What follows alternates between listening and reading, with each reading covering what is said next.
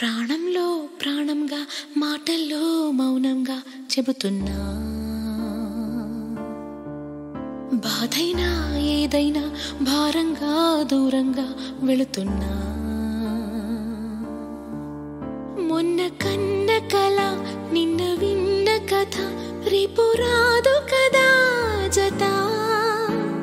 ఇలా